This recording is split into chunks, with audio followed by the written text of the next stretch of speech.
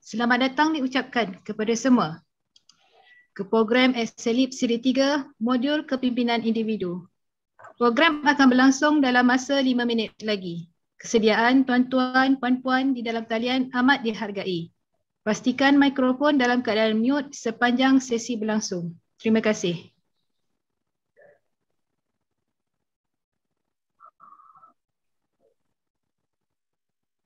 Bismillahirrahmanirrahim.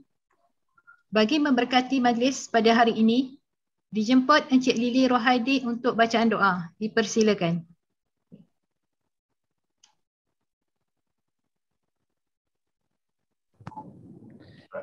A'udzubillahi minasyaitonirrajim. Bismillahirrahmanirrahim. Alhamdulillahirabbil alamin. Wassalatu wassalamu ala asyrafil anbiya'i wal mursalin wa ala alihi wa sahbihi ajmain.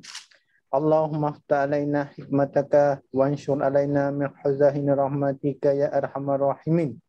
Rabbi sahli sadri wa yassir li amri wal 'uqdatam min lisani yafqahu qawli. Hanya padamu ya Allah kami panjangkan doa serta kesyukuran di atas segala rahmat dan berkat-Mu ya Allah. Bersempena dengan program pada hari ini ya Allah, kami memohon inayah dan taufik hidayah-Mu.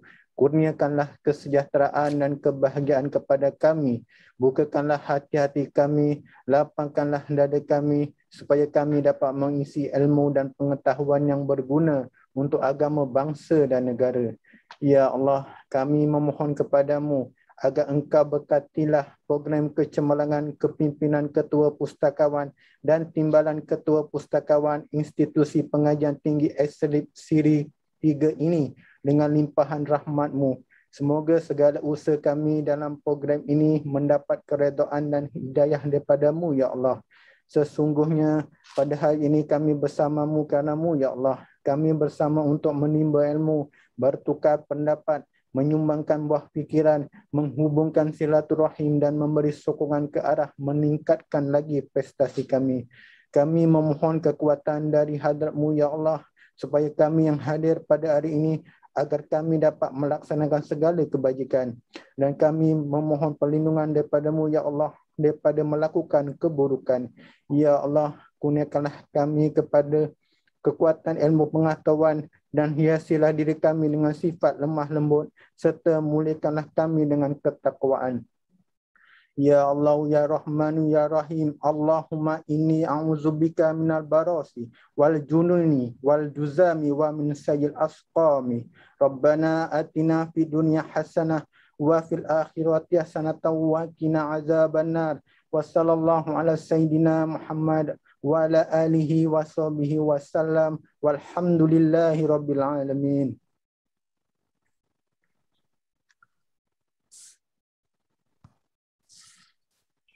Terima kasih atas bacaan doa sebentar tadi. Yang dihormati Tuan Muhammad Rizal bin Abdul Rashid, Communication Coach, International Speaker and Author. Yang berusaha Puan Hajah Zaharah binti Abdul Samad, Ketua Pustakawan, Perpustakaan Tunku Tun Aminah UTHM, merangkap Ketua Program Kecemerlangan Kepimpinan Ketua Pustakawan dan Timbalan Ketua Pustakawan Institusi Pengajian Tinggi SLIP. Yang dihormati Encik Muhammad Zulkarnain bin Abdul Karim selaku Moderator Program, Barisan Ketua-Ketua Pustakawan Universiti Awam, Barisan Timbalan-Timbalan Ketua Pustakawan Universiti Awam, tuan-tuan, puan-puan, para peserta program yang dihormati. Program ini adalah kesinambungan kepada program SLIP Siri 2 yang telah dijalankan pada 23 September 2021. Program SLIP merupakan kolaborasi di antara Akademi Kepimpinan Pendidikan Tinggi, Jawatan Kuasa Ketua Pustakawan Universiti Awam dan Perpustakaan Tunku Tun Aminah Universiti Tun Hussein On Malaysia bagi memantapkan kelestarian kepimpinan pegawai kanan perpustakaan. Ia juga bertujuan bagi memperkasa peranan Ketua Pustakawan dalam mendepani perubahan ekosistem pendidikan tinggi yang sangat dinamik dan mencabar serta perlu peningkatan kompetensi kepimpinan.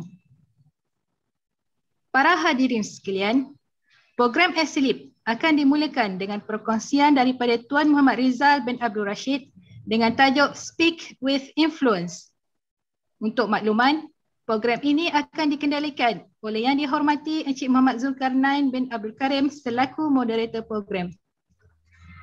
Tuan Moderator pada pagi ini adalah merupakan Ketua Pustakawan di Perpustakaan Jeneral Tun Ibrahim Universiti Pertahanan Nasional Malaysia UPNM. Beliau telah berkhidmat di UPNM bermula dari tahun 2007 sehingga kini.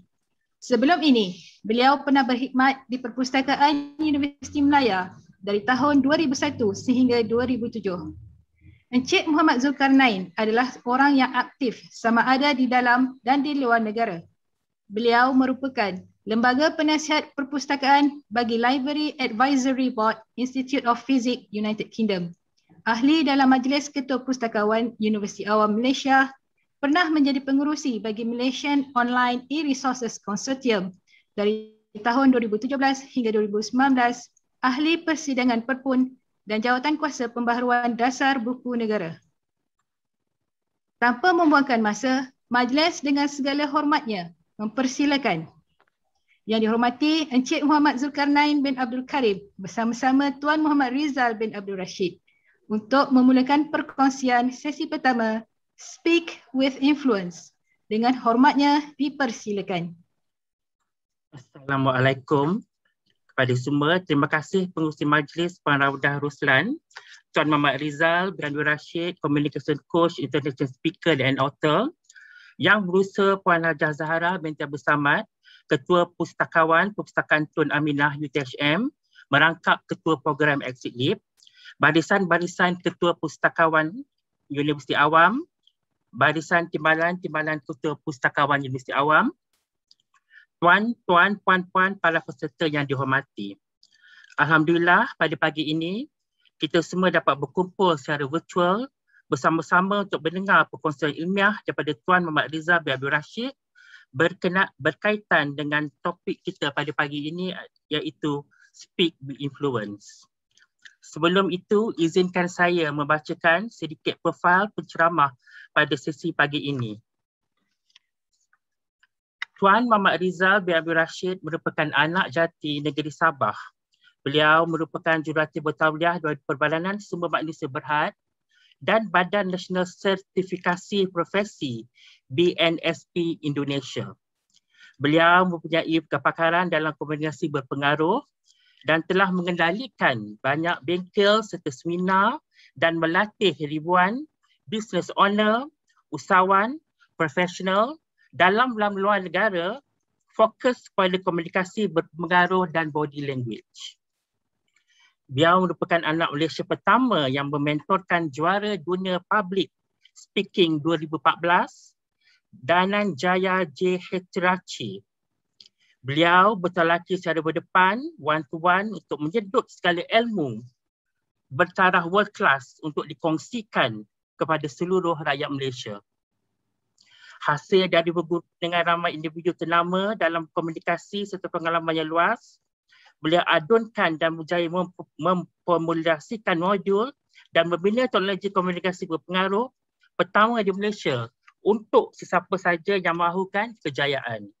Beliau percaya success lead by the power of communication. Beliau merupakan founder dan pengasas bagi seminar komunikasi terbesar Malaysia, iaitu seminar Now Everyone Can Speak, yang membariskan ramai-ramai speaker terhebat dan tersohor seperti Dato' Azril Haji Nawawi, Haris Iskandar, Ustaz Don Daniel dan ramai lagi. Antara keandalan beliau adalah seminar Now Everyone Can Speak, National Edutainment Communication and Sales Seminar, MC Pro, Speak 29, Speak 2019, Speak with Confidence, Speak to Influence, and advance Now Everyone Can Speak, dan banyak lagi.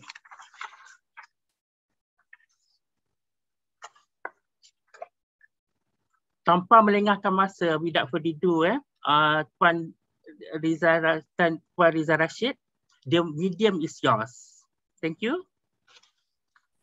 Alright, terima kasih. A'udzubillahi minasyaitonirrajim. Bismillahirrahmanirrahim. Qala rabbi shrah li sadri wa yassir li amri wahlul 'uqdatam min lisani yafqahu qawli. Allahumma alhimni rusydi wa a'idni min syarri nafsi rabbi zidni 'ilman warzuqni fahman. Allahumma salli ala Muhammad wa ala ali Muhammad kama sallaita ala Ibrahim wa ala ali Ibrahim wa barik ala Muhammad wa ala ali Muhammad kama barakta ala Ibrahim wa ala ali Ibrahim fil alamin innaka Hamidum Majid. Assalamualaikum warahmatullahi wabarakatuh. Selamat pagi yang berusaha Tuan Zulkarnain kita, Ketua Pustakawan daripada Perpustakaan Jeneral Tun Ibrahim daripada Universiti Pertahanan Nasional Malaysia. Terima kasih Cik Zul. Yang dihormati juga yang bahagia MC kita sebentar tadi Puan Siti Raudah kita, yang dihormati Puan Hajah Zahrah kita, yang merupakan ketua program insya-Allah pada pagi ini, dan juga pada program kita yang kita kasihi, alhamdulillah. Dan tuan-tuan dan puan-puan yang saya hormati dan didoakan dengan kebaikan. Sebelum tu saya nak tanya, adakah suara saya dan paparan saya didengari dengan jelas? Kalau jelas, tuan-tuan boleh buat 2 thumbs up macam ni, tuan-tuan. Alright, thank you so much. Sesi kita pagi ni santai-santai sajalah insya-Allah. Dan saya sebenarnya kan Cik Zul, saya sangat teruja tahu, sebab bila dapat jemputan daripada pihak program, saya kata wah, semua hebat-hebat, semua luar biasa ni. Dan dalam program kecemerlangan kepimpinan dan ketua pustakawan dan timbalan ketua pustakawan ni kan, I do believe kita semua adalah pencinta ilmu kan. Dan bila sebut tentang pencinta ilmu ni, Tuan Zul, saya teringat kata-kata seorang guru saya, murabbi saya. Dia kata, Rizal, dia kata kejahilan akan datang bila datang 2 perkara katanya. So sekali lagi saya ulang, dia kata Rizal, jahil akan datang bila datang 2 perkara. Yang pertama, jahil akan datang bila kita stop menuntut ilmu, itu yang pertama. Yang kedua, jahil akan datang bila kita rasa diri kita berilmu. Dan the best part, Cik Zul, walaupun yang sudah berada dalam sesi program kita pada hari ini sudah berada di level sekarang, tapi tuan-tuan dan puan, anda masih menuntut ilmu. Masya Allah. Kita bagi satu tepukan kepada anda semua. Luar biasa. Okey.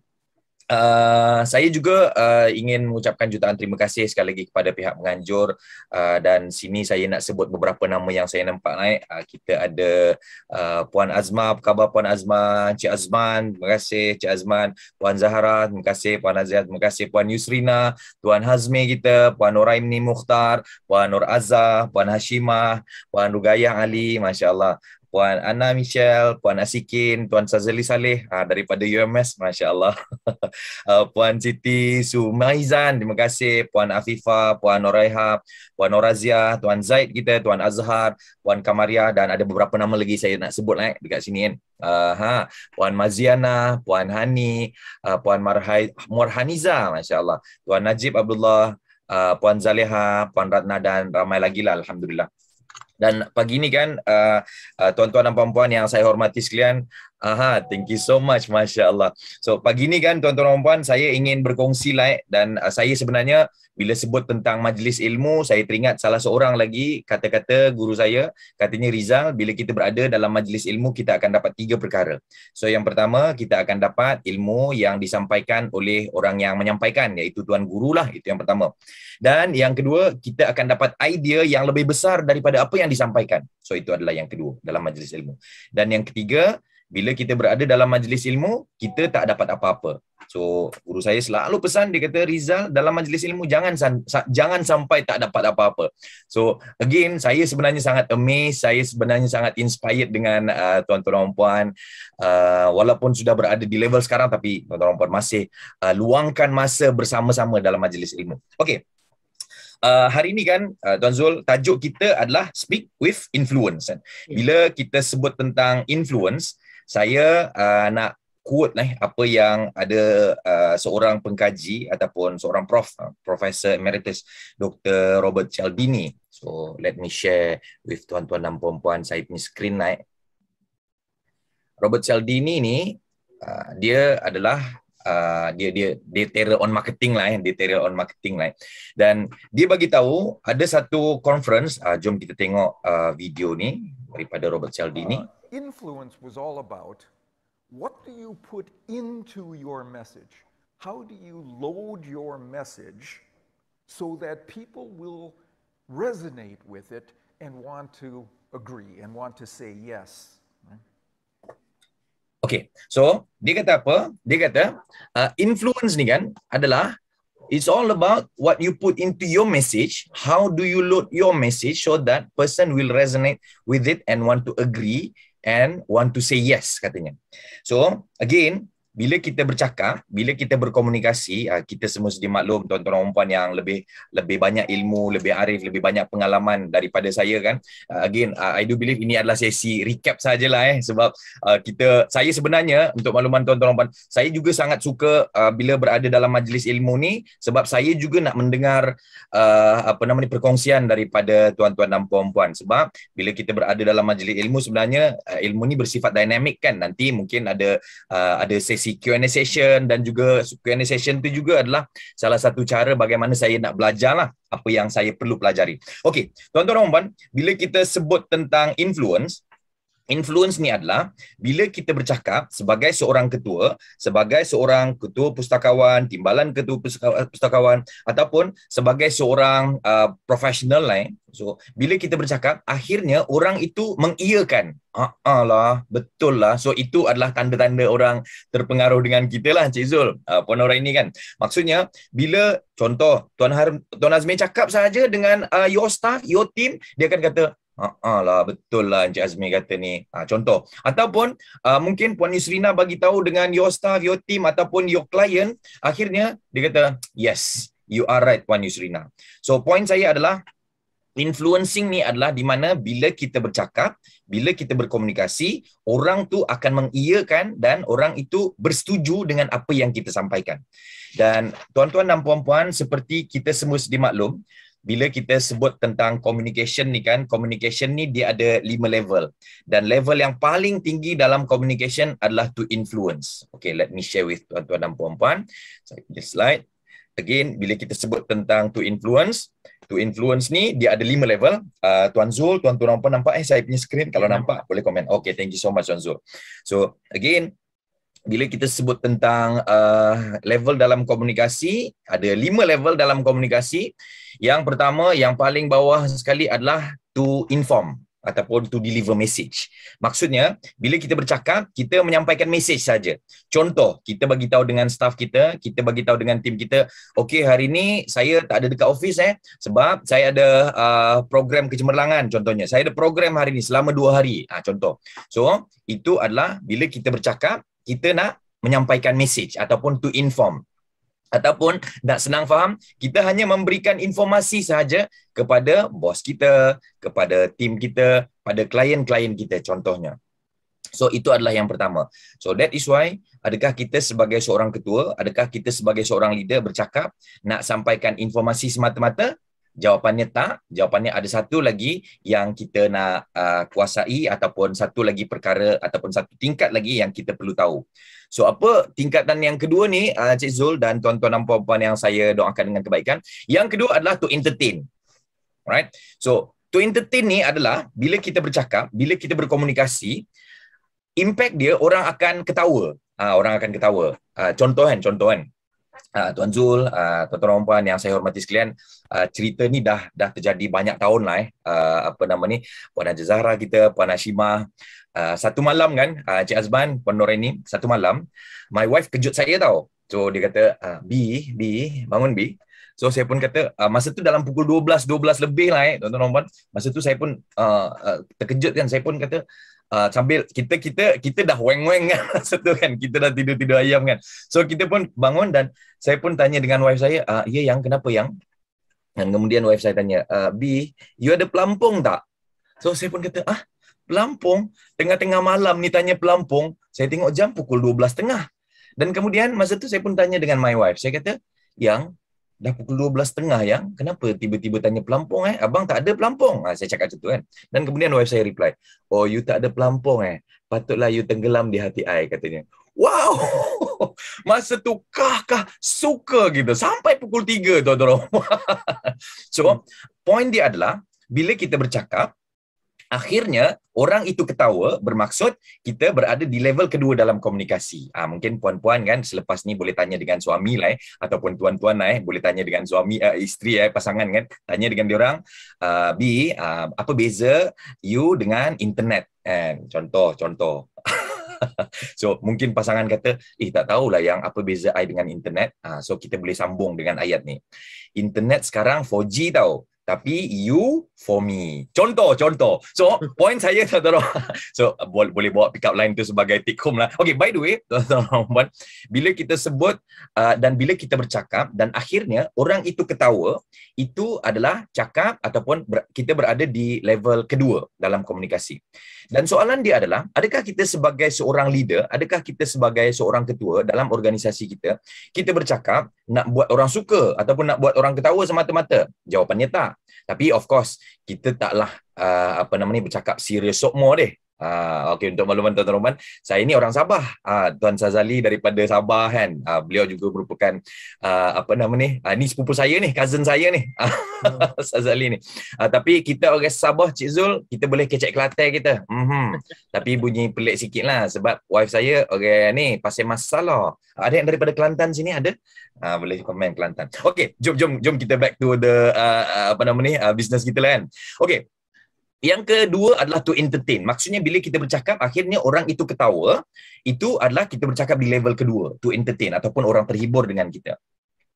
Tapi tuan-tuan dan puan-puan, ada satu lagi level yang kita perlu tahu, iaitu to educate. To educate. Dan bila kita sebut tentang to educate, tuan-tuan dan puan, level ini, bila kita bercakap, audien kita, staff kita, tim kita ataupun sesiapa sahaja yang kita bercakap, mungkin kita memberikan satu taklimat. Mereka dapat ilmu baru. Contoh, mungkin sekarang ni ada orang yang baru, ada 5 level ke dalam komunikasi. So, maksudnya sekiranya audien dapat satu ilmu baru, bermaksud, tuan-tuan dan puan, kita berada di level ketiga dalam komunikasi, Cik Zul.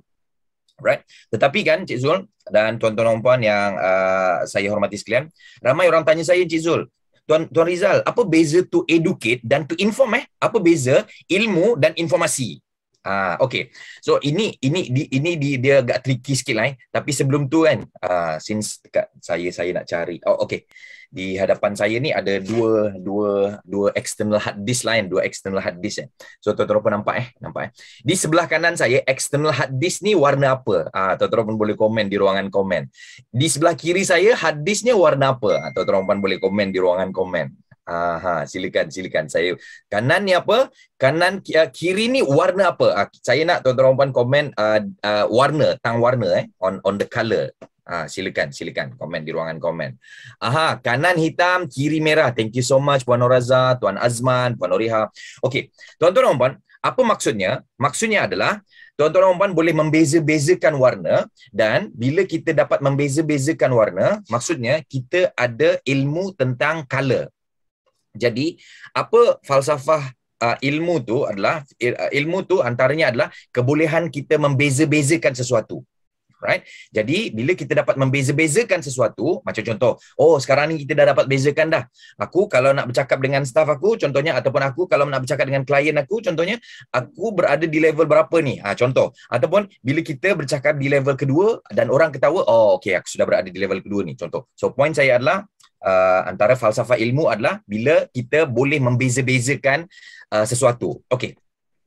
Tetapi tuan-tuan dan puan, ada satu lagi ataupun ada 2 lagi level yang kita perlu tahu sebagai seorang ketua, sebagai seorang leader, iaitu yang kedua tertinggi dalam communication adalah to persuade.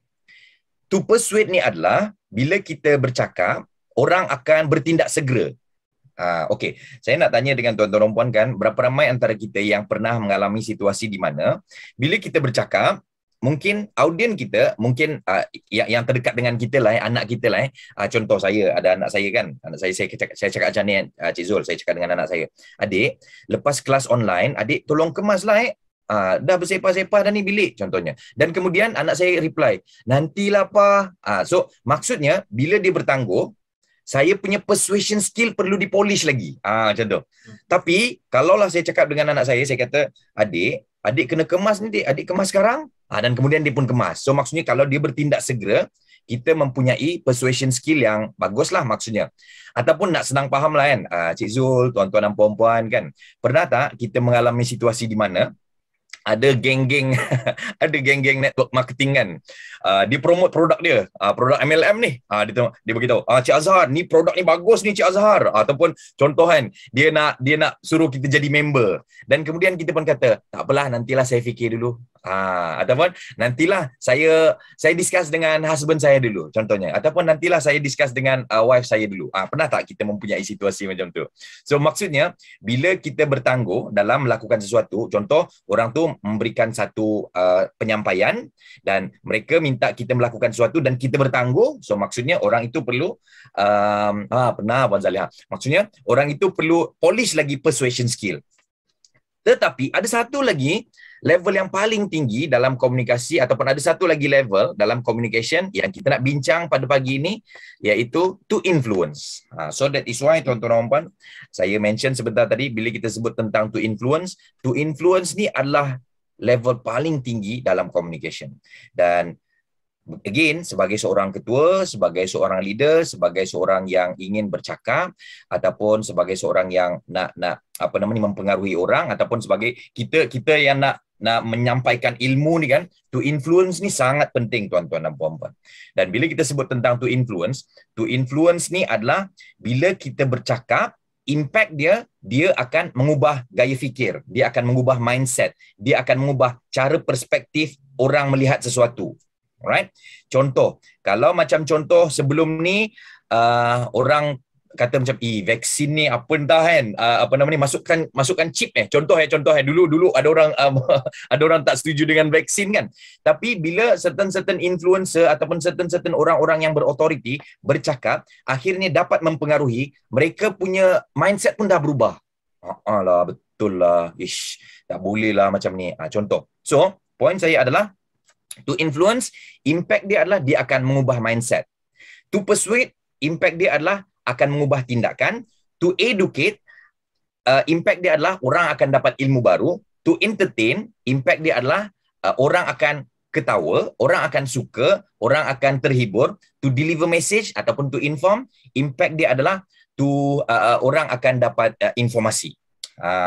Okay. Tuan-tuan dan puan, okey lagi ni okey lagi. Kalau okey lagi boleh buat 2 thumbs up macam ni tuan-tuan dan puan. Masya-Allah, luar biasa. Okey. Tuan-tuan dan puan, bila sebut tentang influence ni pagi ni since kita berhadapan dengan semua ketua-ketua pustakawan yang berada di dalam buku-buku, Masya-Allah. Saya nak kongsikan dengan Tuan Zul, Puan Yusrina, Puan Noriha, Tuan Azhar, Tuan Hazmir, Tuan Nizam dan kita semua tentang saya punya mindset dulu. Untuk makluman tuan-tuan dan puan, sebelum tahun 2008 saya dulu tak suka membaca tau. Yang ni mungkin tuan-tuan dan puan boleh kongsikan dengan mana-mana sesi secara personalnya, saya dulu mempunyai mindset bahawa saya ni kalau membaca je macam mengantuknya. Satu buku je dah dah macam almost ni lah almost syahid lah. So again, saya dulu untuk makluman tuan-tuan dan puan-puan, saya bila cakap pasal membaca ni, saya kata saya ni tak suka membaca. Itu saya punya mindset dulu. Itu yang pertama. Dulu saya ada mindset bahawa saya tak suka ataupun nak senang faham saya mempunyai mindset ataupun saya mempunyai pola fikir bahawa orang-orang kaya ni sombong. Teruk tak? Memang teruk So again, ini nak senang faham ini nak senang faham, dan bagaimana salah seorang pakcik saya influence me, dan kita tengok bagaimana impact influencing tu dalam individu.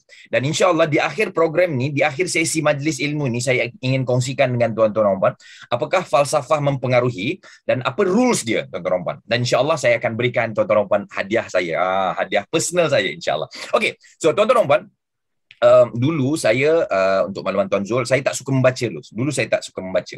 Sampailah pada tahun 2008 pada tahun 2008 untuk makluman tuan-tuan dan puan, sebelum saya berniaga, sebelum saya buka bisnes, alhamdulillah saya ada beberapa syarikat, antaranya adalah Neuron Works International Sdn Bhd, alhamdulillah, dan saya juga co-founder bagi MDC Asia Link Berhad. MDC Asia Link Berhad tu adalah kita mempunyai bisnes klinik pergigian. Kita baru ada 10 cawangan di sekitar Lembah Kelang, dan baru-baru ni kami baru take over Pusrawi Hospital Pusrawi dekat Damansara.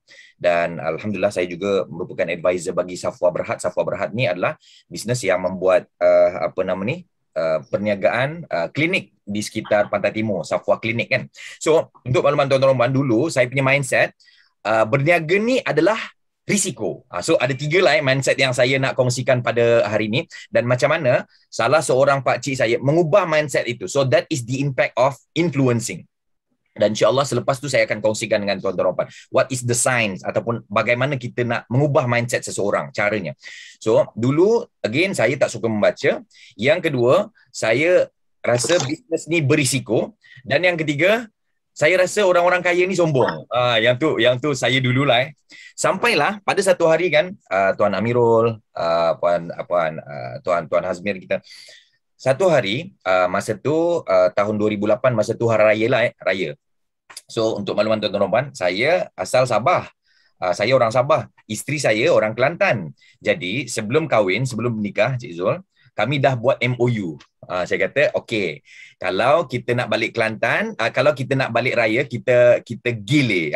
Kita gile deh. Nampak dah. Okey, so saya kata, first raya kita balik Sabah, second raya Kelantan, Sabah, Kelantan, dan begitulah selanjutnya. So, kita pun sudah agree lah. Lalu tuan-tuan dan puan-puan, 2008 tu was the first raya selepas saya bernikah pada tahun 2007 kan, ujung 2007. So 2008 tu kami pun pergi ke Sabah. Nak dijadikan cerita, saya tak ingat hari raya ketiga ke keempat, masa tu untuk makluman tuan-tuan dan puan-puan, Ambo pun duduk ke Kelantan juga. Wah, Puan Siti, Masya Allah. Kita nak balik Kelantan ni, insyaAllah kejap lagi. Okay, so untuk makluman tuan-tuan dan puan, masa tu dalam pukul 10:30. Kejadian ni terjadi pada pukul 10:30. So masa tu tak ada orang tau beraya. Sebab hari pertama, hari kedua memang rumah full lah. Pagi sampai petang.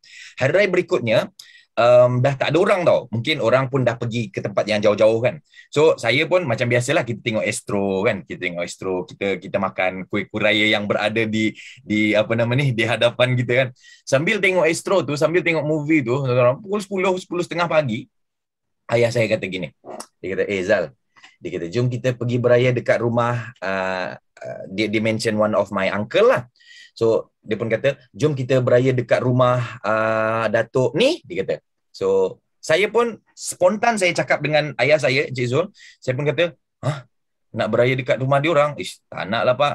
Dia orang ni, orang-orang kaya ni, mana dia layan orang-orang macam kita ni? Saya cakap macam tu tau. Dan kemudian, mak saya masa tu dia dengar tau. Dan kemudian mak saya pun reply. Dia kata, dia kata, tak baik lah cakap macam tu. Datuk dan Datin okey je. Kita je, kau yang fikir macam tu. Dia okey lah, dia kata. Dia orang okey, jomlah kita beraya. Lagipun boleh kenalkan Anne. My wife namanya Anne lah. Dan kemudian, saya pun again, sekali lagi saya refuse. Saya kata, tak nak lah mak. Saya macam, allergic lah pergi tempat orang-orang kaya ni. Lagipun, macam saya pun tak close dengan diorang. Saya cakap macam tu tau. Dan kemudian wife saya, kebetulan wife saya ada dekat situ. Wife saya pun bagi tahu, dia kata, lah B, janganlah cakap macam tu B. B tu bukan hubby tuan-tuan. B tu baby so jangan muntah, tak ada gurau-gurau. So, tuan-tuan, wife saya kata, iyalah B, dia kata, janganlah cakap macam tu. Ni kan raya, boleh kenalkan Anne dengan family katanya. So saya pun kata, okeylah, kita pergilah. Dan akhirnya kami pun pergi. Dan pakcik saya ni, dia adalah orang, maksudnya orang yang disegani lah masa tu kan. So masa tu, kami pergi selepas lunch. Kami pergi dalam pukul 2:30 macam tu. Selepas lunch, dah settle lunch, baru kami pergi ke rumah pakcik. So, tuan-tuan puan, dipendekkan cerita, masa tu saya, ayah saya, ibu saya dengan isteri saya, kami 4 orang, pergi visit my uncle. So, masa kami ziarah tu, ayah saya yang duduk depan tau, bukan duduk depan lah, maksudnya dia mengetuai rombongan lah, dan dia yang ketuk pintu my uncle, rumah my uncle. So dia bukan ketuk pintu lah, dia tekan, he rang the bell, ting tong, dan kemudian my uncle buka. So my uncle buka pintu, dia kata, la ilaha illallah, cikgu. Ayah saya, untuk makluman tuan-tuan, cikgu. Walaupun dah bersara lama, tapi once a teacher, always a teacher. Betul? Berapa ramai yang setuju? So, tuan-tuan, apa terjadi adalah, dia pun kata, cikgu, ya Allah, kenapa tak bagi tahu? Kenapa anda bagi tahu awal-awal, cikgu? Kalau anda, kami masak ni, masuk. Dia cakap macam tu lah, sebab kami, Brunei kan, masuk. Ya Allah, Jajah, masuk. Mak saya orang panggil Hajah tau. Ni Rizal, masuk Rizal. Wife ni apa nama Rizal? So saya pun bagi tahu, ni wife nama N pakcik. Saya cakap, N masuk. Ya Allah, lain kali kalau kan datang bagi tahu dulu, dapat kami masak-masak. Maksudnya kalau nak datang, boleh kami masak, boleh kami prepare kan. Dan kemudian saya pun tengok, sebenarnya Datuk okey je sebenarnya. Dan dia melayan kami dengan sangat bagus sekali, tuan-tuan dan puan-puan. Dan that was the unsungkerable moment. Boleh macam tu ya, unsungkerable moment kan. So, kami pun dijemput duduk dan kami pun duduk lain.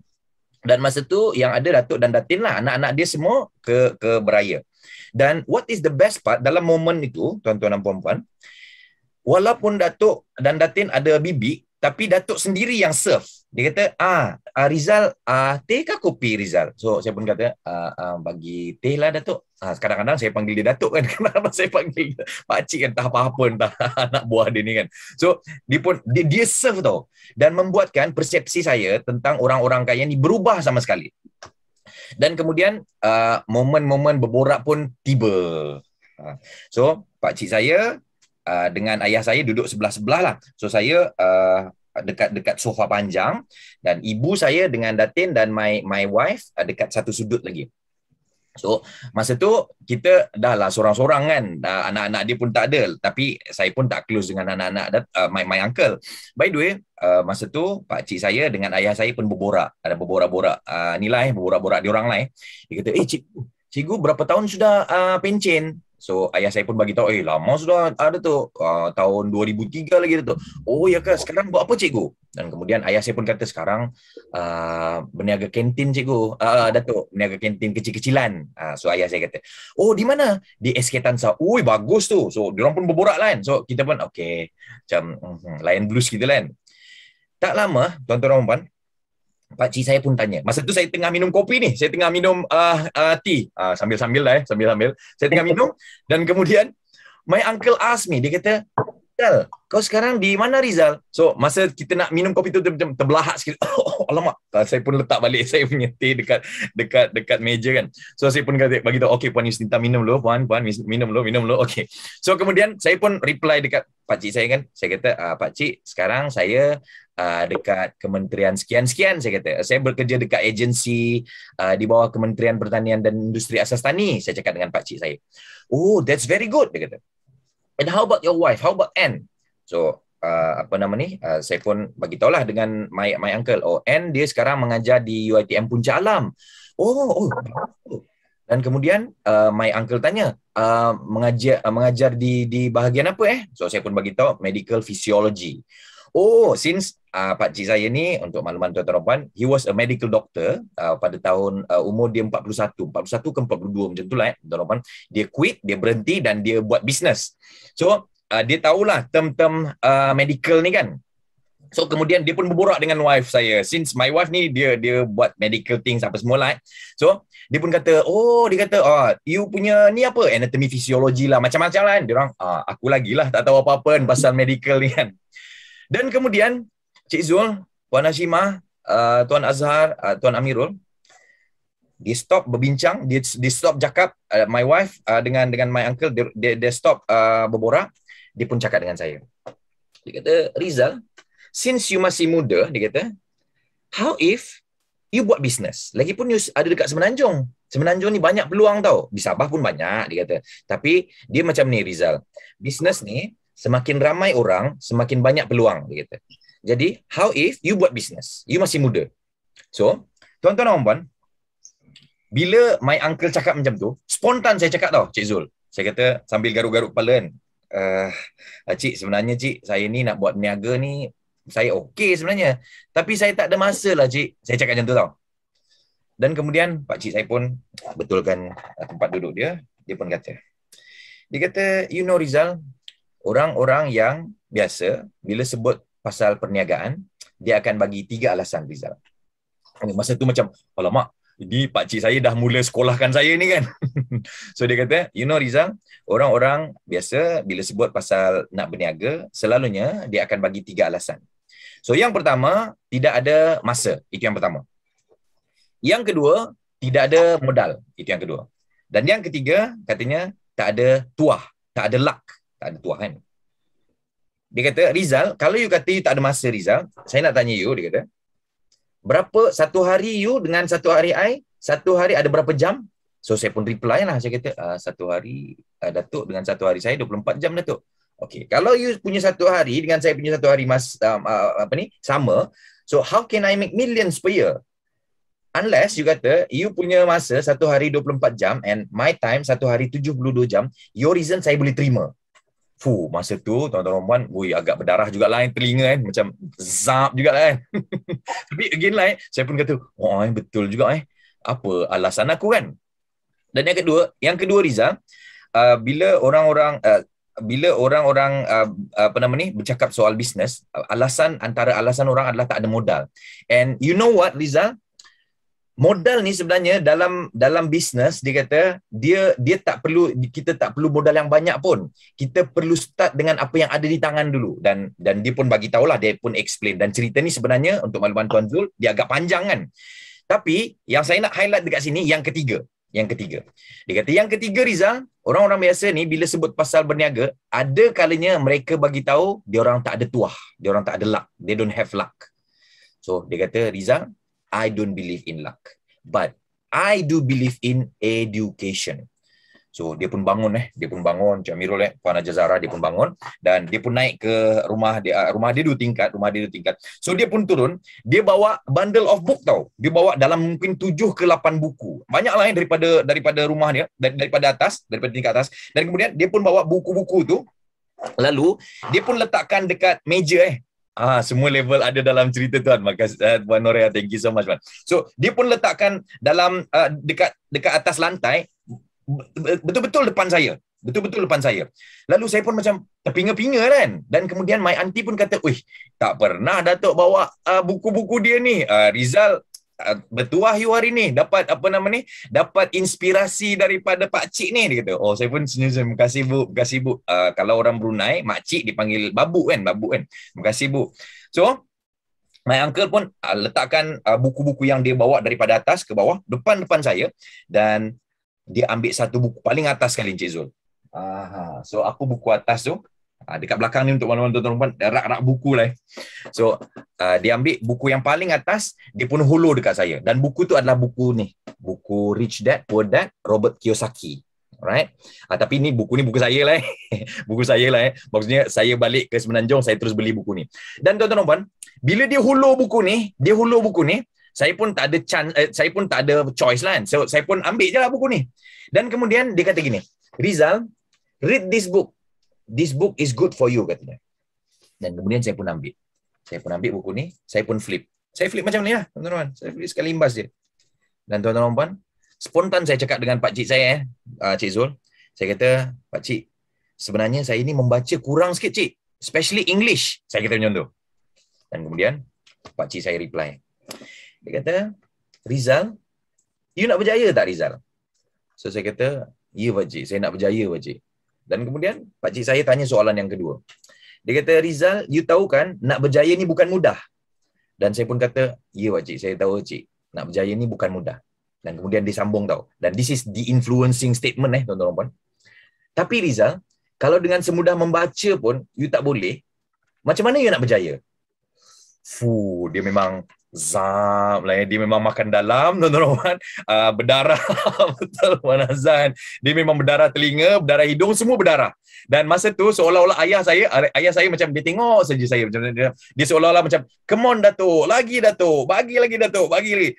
Tapi tuan-tuan, dalam hati saya setuju apa yang my uncle said. Saya kata, lah, betul lah, kalau dengan semudah membaca pun tak boleh, macam mana nak berjaya? So daripada situlah tuan-tuan dan puan, saya punya mindset berubah. Saya punya mindset kata, aku ni tak boleh ni. Aku nak berjaya kan? Aku nak income tinggi kan? Tapi kalau semudah membaca pun tak boleh, macam mana aku nak berjaya? Kita kalau nak berjaya, semudah fokus pun tak boleh, macam mana kita nak berjaya? Contohnya. So point saya adalah tuan-tuan dan puan, that is the power of influence. So again, influence ni adalah dia punya ultimate ataupun dia punya impact, dia akan mengubah mindset seseorang. Right?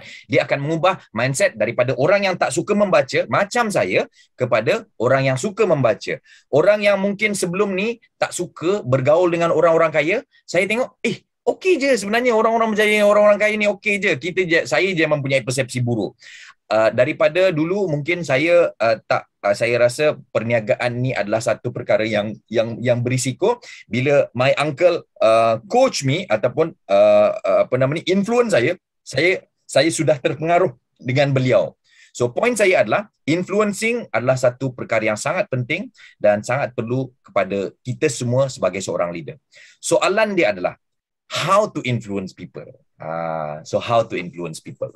So pagi ni Tuan Zul dan tuan-tuan dan puan yang saya doakan sekalian kan, bila kita sebut tentang how to influence people, dia ada 4 step untuk mempengaruhi orang. Yang ni saya nak tuan-tuan dan puan-puan mungkin saya nak kongsikan dengan anda kan. Bila sebut tentang to influence, kita ada 4 step. Saya nak tunjukkan dengan tuan-tuan dan puan, saya punya slide. Sebentar. Again, kita dah tahu dah ada 5 level dalam communication dan level tertinggi adalah to influence. Dan kita dah tahu dah bila kita sebut tentang to influence ini adalah dia punya impact, dia mengubah gaya fikir, dia mengubah mindset. So soalan dia adalah how to influence people. Dan bila kita sebut tentang how to influence people, dia ada 4 step ataupun dia ada sains dia untuk makluman tuan-tuan dan puan. So apa sains dia ataupun apa step dia? Step yang pertama adalah self-connected. Tuan Zul nampak saya punya skrin nampak right. So itu adalah step yang pertama, self-connected. Kejap lagi saya akan kongsikan dengan tuan-tuan dan puan-puan apakah self-connected, apakah step yang kedua, step yang ketiga dan step yang keempat. Yang kedua adalah rapport, building rapport. Right? So, yang ketiga adalah adapt ataupun adjust. Ataupun kita nak menyesuaikan diri dengan seseorang tu. Dan selepas kita adapt ataupun adjust, insya-Allah kita akan dapat mempengaruhi individu tersebut. Right? So sekali lagi saya ulang, bila kita sebut tentang mempengaruhi, kita tahu influencing ini adalah peringkat tertinggi dalam komunikasi. Justru kita nak tahu kan how to influence people how to influence saya punya team saya punya orang yang di sekeliling saya macam mana saya nak mempengaruhi orang supaya membaca Okey. So dia ada 4 step untuk makluman tuan-tuan dan puan. So yang pertama adalah self-connected, yang kedua adalah rapport, yang ketiga adalah adapt ataupun adjust, dan selepas kita berada di level ketiga, insya-Allah kita akan dapat mempengaruhi dia. Okey, jom kita pergi satu-satu.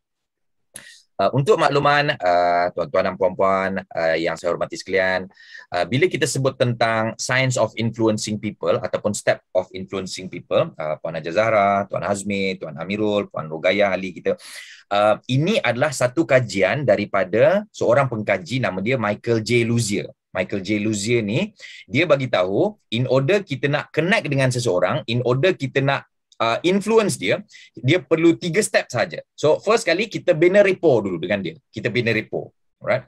Dan selepas kita bina rapport, barulah kita adapt. Barulah kita maksudnya menyesuaikan diri dengan bagaimana cara mereka berfikir, bagaimana cara mereka memproses maklumat, right? Dan selepas kita adapt dengan dia, barulah dia akan dapat dipengaruhi. Tetapi saya mengembangkan kajian dia, instead of 3 step, saya tambah ke 4 step, which is 1 step behind Cik Zul. Sebab apa? Kenapa mungkin orang kata, kau ni pandai-pandai kan? This is based on kita punya observation, this is based on kita punya experience kenapa saya tambah self-connected? Okay, self-connected ini, tuan-tuan dan puan, untuk makluman anda, ni secara ringkas tuan-tuan dan puan. Self-connected ini adalah di mana step kita get connected with ourselves and our creator. Right? Sekali lagi saya ulang. Untuk self-connected ini, tuan-tuan dan puan-puan, adalah step di mana kita nak get connected with ourselves first and our creator. Right? Sebabnya, kita tak boleh nak pengaruhi orang kalau kita emotionally down. Berapa ramai yang setuju? Kan? Kalau lah macam contoh, kita pun tengah down masa tu, susah untuk kita nak pengaruhi orang. Kalaulah kita tengah mood out masa tu, mood kita tengah out masa tu, susah kita nak pengaruhi orang. Itu yang pertama. Dan yang kedua, kebergantungan kita dengan Allah Subhanahu Wa Taala tu, tuan-tuan dan puan-puan, sangat penting. That is why analogi dia mudah saja. Saya selalu bagi tahu analogi dia mudah saja. Secanggih mana pun telefon bimbit kita, sebaru mana pun telefon bimbit kita, tetapi kalau tak ada SIM card ataupun kalau tak connect dengan Wi-Fi, kita tak dapat nak call orang. Berapa ramai yang setuju? So, point saya adalah, step yang pertama bukanlah building rapport. Step yang pertama adalah self-connected. Terima kasih Puan Afifah. So, apa dia self-connected? Self-connected adalah di mana kita get connected with ourselves first and our creator. So that is why kebergantungan kita dengan Allah Subhanahu Wa Taala, dengan pencipta kita, plus kita ubah energi kita ataupun emosi kita dulu, insya-Allah barulah kita move to the second step, iaitu building rapport. Right? So, tuan-tuan dan puan, terima kasih Tuan Azhar. Pagi ni secara ringkas, thank you so much. Like yourself before. Alright, thank you so much. So, tuan-tuan dan puan, pagi ni saya nak kongsikan dengan tuan-tuan dan puan secara ringkas, bila kita sebut tentang self-connected ini adalah bagaimana kita mengubah kondisi diri kita ataupun kita punya state management. Salah satu cara bagaimana kita nak nak membuatkan diri kita get connected ataupun kita nak mengubah kita punya emosi kepada emosi yang bagus, tuan-tuan dan puan, adalah dengan cara kita relax dan kita tenang. Alright. So antara cara self-connected yang saya selalu buat adalah bernafas dengan conscious. Okey, saya nak tanya dengan tuan-tuan dan puan. Berapa ramai antara kita yang pernah mengalami situasi di mana kita banyak kerja macam mana satu nak buat. Pernah tak kita mengalami situasi macam tu? Macam Allah segabut contoh. Macam mana nak buat? In fact, masa kita makan pun Allah nak order apa kita pun tak tahu nak order apa. Pernah jarur gaya gitu. Thank you so much. So, point saya adalah bila kita berada dalam state yang kita Kelantan kata serabut, kepala bercabang-cabang, betul Puan Nusrina. Jadi, kita perlu get connected with ourselves dulu. Maksudnya kita kena relax, kita perlu bertenang, dan sebagai seorang ketua, I do believe bukan senang nak jadi sebagai seorang ketua pustakawan, kan, betul? Bukan senang nak menjadi seorang leader. Mungkin orang kata, wah Cik Zul ketua, cuba kau mai sini sekejap. Betul Cik Zul. Sebab sebagai seorang ketua, satu, kita sentiasa membuat keputusan. Dan yang kedua, tuan-tuan dan puan, kadang-kadang keputusan tu memihak kepada kita, kadang-kadang keputusan tu tidak memihak kepada kita. So, that is why sebagai seorang ketua, keputusan itu adalah satu perkara yang sangat kritikal. Dan bayangkan kita membuat satu keputusan yang tepat. So, point saya adalah bila kita bercakap nak mempengaruhi orang, sebelum kita nak mempengaruhi orang ataupun sebelum kita melakukan apa-apa keputusan, saya selalu bagi tahu, I have to get connected with myself first. So, soalan dia adalah how to get connected with myself. So, jawapan dia adalah ini secara ringkas Cik Zul, sebenarnya kita punya sesi untuk self connected saja it takes about 45 minutes. Betul Puan. Sikit kadang-kadang rasa macam sotong, satu kepala tangan banyak. Betul Puan. So, untuk makluman tuan-tuan dan puan, salah satu cara bagaimana untuk kita get connected with ourselves first adalah dengan cara duduk dengan tegak dan kita bernafas dengan conscious. Kita bernafas dengan conscious. So, jom kita terus praktis sama-sama, tuan-tuan. Jom kita terus praktis sama-sama. Saya nak tuan-tuan duduk dengan tegak. Alright. Tak nak menyandar. Tangan berada dekat atas paha, dua-dua atas paha. So, relax. Tarik nafas dalam-dalam. Tahan. Lepaskan perlahan. Relax, tarik nafas dalam-dalam. Tahan. Lepaskan perlahan. Very good. Relax. Tarik nafas dalam-dalam. Tahan. Lepaskan perlahan. Sekali lagi tuan-tuan, tarik nafas dalam-dalam. Tahan. Dan lepaskan perlahan. So, alright. Thank you so much. Okay, berapa second untuk tahan nafas? Terima kasih Puan Zaliha. Okay, untuk makluman tuan-tuan dan puan, ini saya pernah pergi ke satu majlis ilmu lah. Kawan saya pun macam pelik kan. Kau bayar ribu-ribu untuk bernafas je ke? Kita nak belajar tentang bernafas kan. Okay, berapa kali tahan, berapa kali inhale, hold, exhale tu berapa second? Tuan-tuan dan puan boleh buat dengan teknik 7-3-7. So, apa dia 7-3-7? Maksudnya, kita inhale 7 second, kita hold 3 second, dan kita exhale 7 second, tuan-tuan. Dan kita buat berulang-ulang kali. Dan kita akan rasa diri kita relax. Dan untuk makluman tuan-tuan, nice, insyaAllah. So, untuk makluman tuan-tuan, kalau kita buat berulang kali, kita akan menukar kita punya state of mind daripada beta state of mind kepada alpha state of mind. Dan alpha state of mind ni adalah di mana kita berada dalam keadaan relaxation dan dekat situ insya-Allah idea muncul. Mungkin kita pernah mengalami situasi kan di mana idea macam-macam datang. Macam ting satu lagi ting macam-macam idea datang. Kena pause and take a moment for breathing exercise. Betul Puan Hashimah. So again, itu adalah salah satu cara yang mudah dan juga cepat lah untuk kita get connected with ourselves, and of course tuan-tuan doa kita. Contoh, kita nak bagi tahu dengan staff kita ni, ya Allah Tuhanku, aku segabuk lah dengan staff ni. Asyik datang lambat je. Asyik pancit je motornya. Contoh. Jadi again, kita relax, get connected with ourselves, and kemudian kita doa dengan Tuhan, kita doa dengan Creator. Ya Allah Tuhanku, wahai Tuhan, kau bukalah hati dia. Sebabnya bila kita nak bercakap dengan seseorang, tuan-tuan dan puan, bantuan Tuhan ni, bantuan Creator kita sangat penting. Alright? So itu adalah step yang pertama. Okay, so far tuan-tuan dan puan belajar sesuatu. Berapa ramai yang belajar sesuatu? Boleh buat 2 thumbs up macam ni tuan-tuan dan puan? Alright, thank you so much. So itu adalah step yang pertama, iaitu self-connected. Yang kedua adalah rapport. Okey, kita semua sedia maklum bila kita sebut tentang rapport ni kita selalu bagi tahu kan, binalah rapport dulu, build rapport dulu. Okey, ini kita recap sajalah tuan-tuan dan puan. Rapport ni adalah cara untuk kita membina hubungan baik lah dengan seseorang.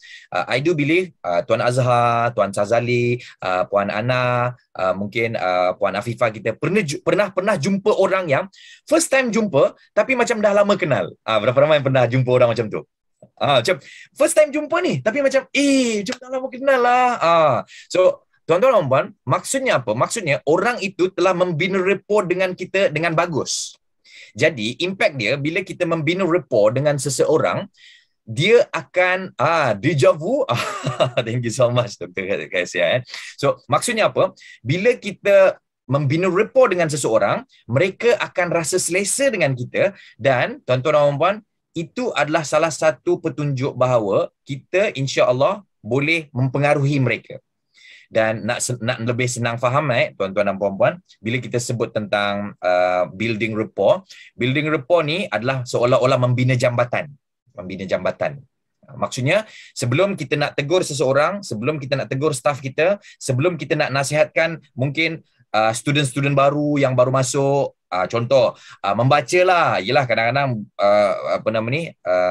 student-student baru ni kan, yang millennials ni kan, dia tahu dapatkan daripada sheikhgoogle.com je tanpa dia tahu sahih ke tak. Betul Puan Azhar, Puan Rugaya kan. So poin saya adalah sebelum kita nak mempengaruhi orang, kita kena membina rapport dulu. Dan saya nak kongsikan dengan tuan-tuan dan puan kan, saya sebenarnya bila sebut tentang building rapport, salah satu my wife dulu masa dia buat PhD dia di Monash University, dia punya supervisor namanya Profesor Datuk Dr. Anwar Zaini. Datuk Azek ni, kita panggil dia Azek lah, Prof Azek lah, Prof Azek. So Prof Azek ni, dia punya rapport sangat powerful tuan-tuan dan puan, membuatkan saya sendiri macam nak masuk Monash lah macam tu lah. Dia ada 2 orang kan, satu supervisor dia Datuk Profesor Datuk Dr. Anwar Zaini, yang kedua Prof Dr. Ihsan Uthman. So dua-dua ni, ya Allah ya Tuhan, sampai kan saya baru first time Encik Zul berjumpa dengan dua-dua supervisor my wife ni. Dia come on Rizal come on, let me show you, this is Anne's punya lab, this is your wife lab. Dia beritahu dekat sini dia proses dia punya makmal, sebab my wife dia punya kajian dulu atherosclerosis. So dia buat lab work lah kan. So dia explain tu, ya Allah ya Tuhanku. Saya pun tanya dengan my wife, yang I boleh masuk Monash tak? Sampai macam tu. So that is the power of building rapport. Okay, so tuan-tuan dan puan, dalam masa yang singkat ni saya ingin kongsikan dengan anda semua, dengan tuan-tuan dan puan yang saya hormati sekalian, ada beberapa ciri ataupun ada beberapa tips untuk membina rapport supaya orang itu selesa dengan kita. Alright. So, ciri ataupun cara ataupun seni untuk kita membina rapport, antaranya tuan-tuan dan puan, yang saya nak kongsikan dengan tuan-tuan dan puan ada 3 lah. Yang pertama, kita find similarity. Kita cari persamaan dengan seseorang. Contoh, mungkin staff kita daripada Johor kan. Johor. You daripada Johor Johor dekat mana JB. Ya Allah ya Tuhanku. My wife dulu, dia study dekat STF. Jadi Johor ni, dia macam negeri kedua lah untuk dia. So again, kita find similarity. Dan kalau tuan-tuan dan puan-puan perasan, awal-awal tadi I introduce myself sebagai saya orang Sabah, dan rakan-rakan kita daripada UMS macam, lah orang Sabah punya ni, contoh kan. Tapi saya orang Sabah boleh kecek Kelantan kita, tapi bunyi pelik sikit lah. So again, that is how saya sebenarnya nak membina rapport dengan tuan-tuan dan puan dengan mencari persamaan. Alright. So again, finding similarity is one of the arts of building rapport. Itu yang pertama. Yang kedua, tuan-tuan dan puan-puan, adalah dengan memuji ataupun appreciate. So, tuan-tuan mungkin kan kita diminta untuk bagi talk dengan student-student baru kan, student-student baru. Dan again, sebelum kita nak sampaikan hasrat kita, sebelum kita nak sampaikan message-message baik kepada audien-audien kita ni, kita boleh puji ataupun appreciate. Macam contoh tadi, kalau tuan-tuan dan puan perasan, tadi saya kata okey, tuan-tuan dan puan, walaupun tuan-tuan dan puan sudah berada di level sekarang, tapi anda masih menuntut ilmu. So that is antara salah satu cara untuk kita praise ataupun puji untuk membina rapport. Alright. Dan cuma syarat dia perlu authentic lah, dia bukan dibuat-buat. Sebab bila kita buat secara authentic, insya-Allah orang boleh rasa membina jambatan ke hati, apa ni Serina kata. So, dan yang ketiga tuan-tuan dan puan, yang ketiga, sebut nama. Berapa ramai yang perasan saya sebut nama orang? Saya sebut nama, okey, sebut perasan. Sebabnya tuan-tuan dan puan, psychologically, kalau kita bila bercakap dengan seseorang, dalam satu-satu conversation, kita sebut nama seseorang itu sekurang-kurangnya 3 kali, tuan-tuan dan puan, orang itu akan rasa di-appreciate. Okey, saya nak tanya dengan tuan-tuan dan puan, how does it feel bila saya sebut nama tuan-tuan dan puan di awal tadi? Anda boleh komen di ruangan komen. Yes, make people happy and appreciated. So, apa rasa dia, tuan-tuan dan puan, bila saya sebut nama anda tadi, masa awal-awal tadi? Anda boleh komen di ruangan komen. Feel good. Wah, kembangan wajah Zara. Mesra. So, again, itu adalah teknik, itu adalah seni membina rapport. Terus tertarik untuk bagi tumpuan, terima kasih. Rasa dekat pandu gaya kita. Dan tuan-tuan dan puan, saya ingin berikan hadiah lah kepada kita semua. Saya berapa ramai nak hadiah? Boleh saya tahu? Okey, hadiah saya adalah PDF ataupun e-book Arts of Building Rapport. So, rasa ada bersama-sama depan mata, betul Puan Nuriha. So, tuan-tuan dan puan, I would like to hadiahkan my e-book kepada yang bahagia tuan-tuan profesor, doktor, tuan-tuan dan puan-puan yang saya hormati sekalian. Dan saya ingin tuan-tuan dan puan-puan, saya akan hantar terus ke handphone tuan-tuan dan puan. Alright, saya akan hantar terus. So, bagaimana nak dapatkan saya punya e-book ataupun saya punya ini adalah e-book, ada 10 seni membina rapport dalam e-book ni. Tadi saya kongsikan 3 kan, sebabnya kalau kita nak kongsikan takut masa lama kan. So, saya terus hadiahkan ke handphone tuan-tuan dan puan-puan. Okey, saya akan send terus ke handphone ataupun ke telefon bimbit, ke smartphone tuan-tuan dan puan. So, apa yang tuan-tuan dan puan perlu buat adalah tuan-tuan dan puan boleh salin nombor saya. Okay, thank you so much.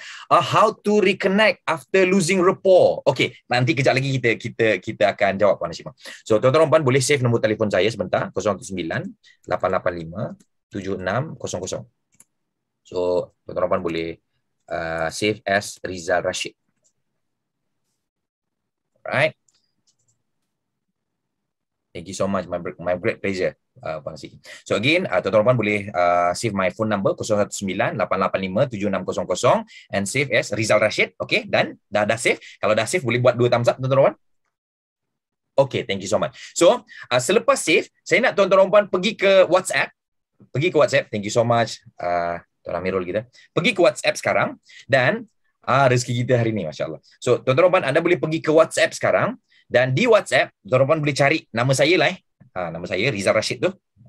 Dan anda boleh letak nama tuan-tuan dan puan. Alright. Letak nama tuan-tuan dan puan. Dan send kepada saya. Letak, okey, sebelum tu boleh letak PKK, Program Kecemerlangan Kepimpinan, dan kemudian namanya tu. Contoh, PKK di Zulkarnain contohnya.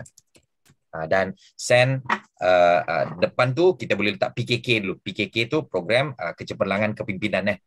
Secara ringkas saja lah, kita tak nak panjang. So, dan kemudian space nama tuan-tuan dan puan. So, nanti saya akan terus hantar ke handphone ataupun ke telefon bimbit tuan-tuan dan puan. Okey, dapat?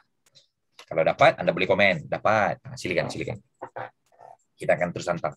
Okey, alhamdulillah. Thank you so much, Tuan Azhar. Tuan-tuan puan boleh download, dan sekiranya tuan-tuan dan puan nak send ataupun nak share kepada your team, silakan, dihalalkan. Alright. Silakan. Okay, so itu adalah step yang kedua, iaitu building rapport, membina rapport. Okey, bila kita sebut tentang sekiranya, okey, untuk makluman tuan-tuan dan puan, mungkin ada yang tanya, how long, berapa lama untuk kita membina rapport? It depends. Ada orang yang kita boleh bina rapport dalam masa 5 minit, dah okey dah ngam dah. Ada certain orang setengah jam. Ada certain orang 2 minggu, 3 minggu. Ada sampai bertahun, tuan-tuan dan puan. Okey, soalan Puan Hashimah tadi, bagaimana kita nak reconnect balik bagaimana kita nak reconnect balik rapport yang mungkin ada situasi lah mungkin sebelum ni kita ada isu dengan seseorang ni, so kita nak break, kita nak build rapport dengan dia, kita rasa macam alamak, kita punya rapport pun dah break kan, dah pecah kan. So macam mana kita nak reconnect? So ini adalah saranan saya, ataupun ada dua tips lah. Yang pertama, kita boleh bina rapport dengan memberikan something ataupun beri hadiah. Sebab memberi hadiah adalah satu rapport yang sangat powerful. Itu yang pertama.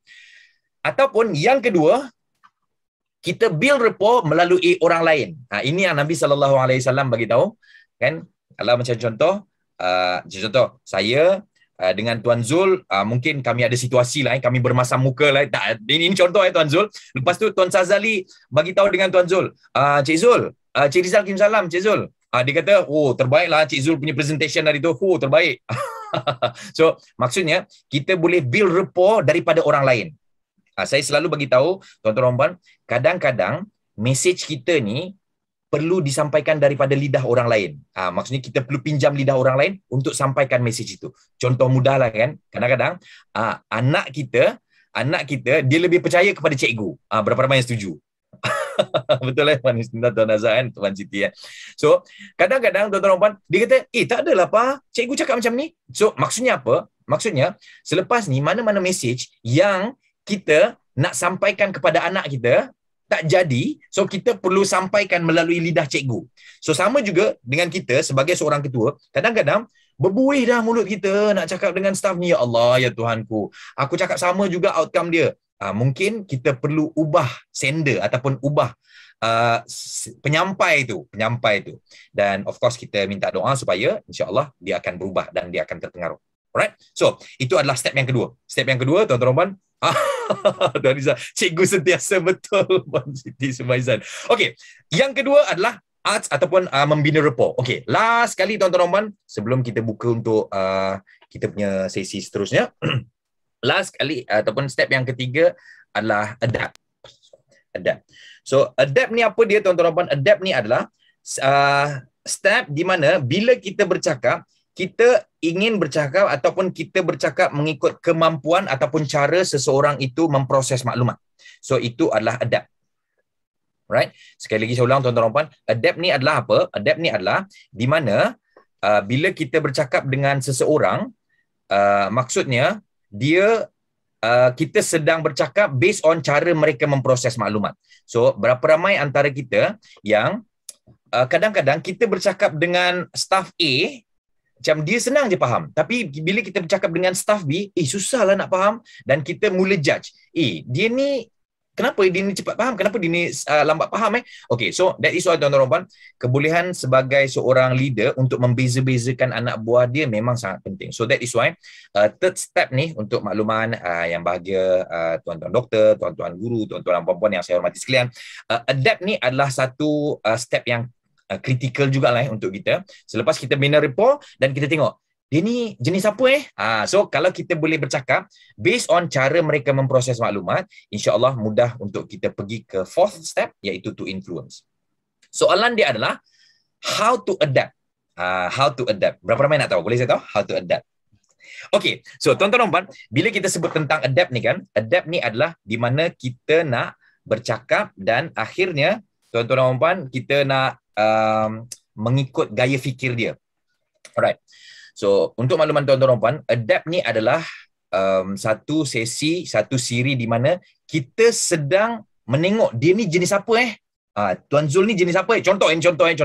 Puan Ana ni jenis apa ataupun macam mana staff kita memproses maklumat. So, tuan-tuan dan puan, bila kita sebut tentang adapt, sebenarnya bila saya bercakap dengan Tuan Azhar, sebenarnya saya bukan bercakap dengan Tuan Azhar seorang. So macam mana pula tu kan? Okey, kejap lagi saya akan kongsikanlah. Contoh, saya bercakap dengan Tuan Azman ni sekarang ni. Sebenarnya saya bukan bercakap dengan Cik Azman seorang. Ataupun saya bercakap dengan Cik Sazali ni sekarang ni. Sebenarnya saya bukan bercakap dengan dia seorang. So, apa pula kan? So, sebenarnya bila kita bercakap dengan satu-satu individu, sebenarnya kita sedang bercakap dengan 7 perkara yang ada pada dia. So, apa pula 7 perkara ni? Saka ni ataupun gimbaran kan ni?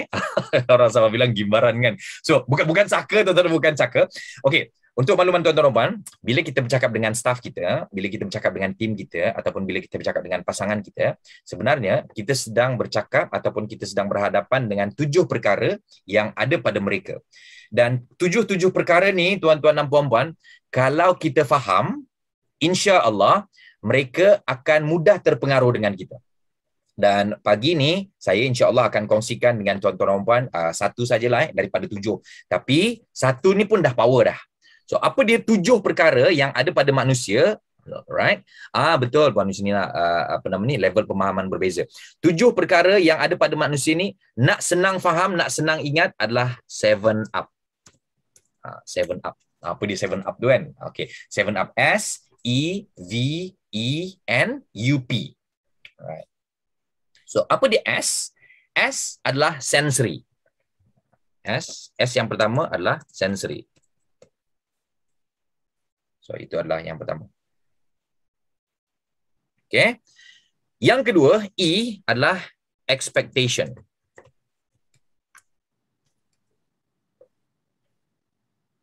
Right. Yang ketiga, V adalah values. Yang keempat, E adalah emotional driver. Emotional driver.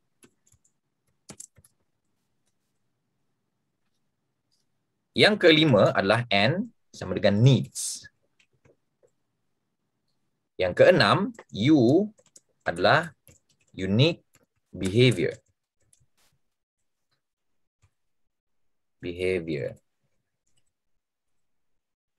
Dan yang ketujuh, R adalah, P adalah personality and position. Jadi, kalau contoh Tuan Zul ataupun kita semua, kita faham sensory staff kita, kita faham expectation staff kita, values team kita, emotional driver dia, needs dia, unique behavior ataupun personality serta position dia, insya-Allah mudah untuk kita move to the last part, iaitu to influence. Okey, pagi ni saya ingin berkongsi dengan tuan-tuan dan puan-puan tentang perkara yang pertama lah, S ataupun sensory. Right. S. So, sensory ni nak mudah kita, sekejap, sensory ni tuan-tuan dan puan adalah bagaimana seseorang itu memproses maklumat. Okey, sebentar, saya ada saya punya sebentar tuan-tuan dan puan. Okey. So, saya nak tunjukkan tuan-tuan dan puan saya punya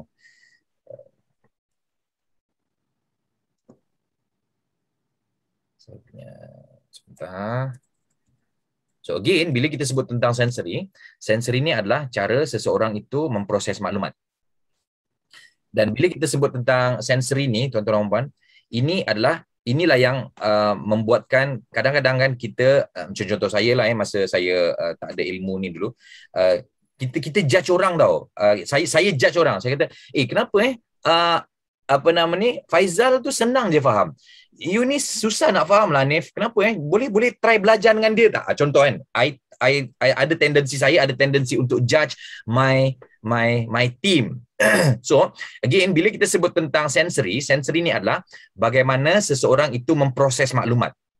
Dan untuk makluman tuan-tuan dan puan, bila kita sebut dalam konteks komunikasi, dia ada 4 cara ataupun 4 cara manusia memproses maklumat. Yang pertama adalah visual. Alright, dengan cara visual. Yang kedua adalah dengan cara auditory. Dengan yang ketiga adalah dengan cara kinestetik. Dan yang keempat adalah dengan cara digital. So again, bila kita sebut tentang sensory ni adalah cara seseorang itu memproses maklumat. Dan bila kita sebut tentang cara seseorang itu memproses maklumat, dia ada 4 cara. Satu, cara memproses visual. Yang kedua, auditory. Yang ketiga, kinestetik. Yang keempat, digital. And saya sangat percaya most of us pernah belajar ilmu nilai. So kalau yang dah tahu, ini adalah sesi recap bersama-sama. So ada yang tanya, Tuan, ada tak possibility untuk kita ada kesemua ni? Jawapan dia ada. Untuk makluman tuan-tuan dan puan, kita ada keempat-empat cara memproses maklumat ataupun cara memproses information ni. So kita ada visual, kita ada auditory, kita ada kinestetik, kita ada digital. Cuma isunya sekarang mana satu yang kita major, mana satu yang kita minor, mana satu yang kita tinggi, mana satu yang kita rendah, ataupun mana satu yang kedua kita punya prosesor ataupun cara memproses maklumat. Right. So tuan-tuan dan puan, ini secara ringkas tuan-tuan dan puan, orang-orang visual ni adalah tim ataupun staff yang mereka memproses maklumat ataupun mereka peka terhadap apa yang mereka tengok, apa yang mereka lihat. Alright. So again, orang-orang visual ataupun staff-staff kita yang visual ni adalah orang-orang yang mudah faham sekiranya kita tunjukkan dia. Kita tunjukkan dia gambar ke, kita tunjukkan dia infografik ke, kita tunjukkan dia video ke. Jadi mana-mana kita punya cara komunikasi kita, ada instrumen ke untuk ukur mana yang dominan? Ada, Puan Kamira, ada. Sebenarnya kita ada questionnaire. Memang kita ada questionnaire. But then untuk it takes masa yang agak panjang lah. Tapi saya akan kongsikan apa ciri-ciri dia. InsyaAllah. So that nanti, tuan-tuan dan puan, anda boleh identify, aku ni visual ni. Dan anda juga boleh identify your staff, your team, insyaAllah. Berapa ramai nak benda tu? Boleh saya tahu? Berapa ramai nak benda tu? Okay, so kejap lagi kita akan kongsikan sama-sama. So again, orang-orang visual ni adalah orang-orang yang mudah faham sekiranya kita bagi arahan kita, style komunikasi kita dalam bentuk gambar, image, grafik dan seumpama dengannya. Right? So itu adalah orang-orang visual. Nak senang faham ataupun nak lebih ringkas, mereka peka terhadap apa yang mereka lihat. Right? So orang yang kedua, orang-orang auditory, tuan-tuan dan puan-puan, adalah orang-orang yang peka terhadap apa yang mereka dengar. Dan mereka mudah faham sekiranya arahan itu secara audio. Kita cakap je dia dah faham. Kita cakap sekali je dia. Right? Unfair untuk auditory dengan orang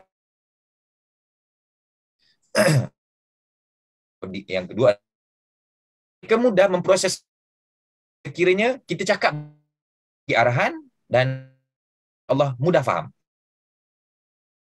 Nomor adalah orang kinestetik, proses maklumat gaya, cara di mana ataupun mereka sekiranya mereka benda tu dulu.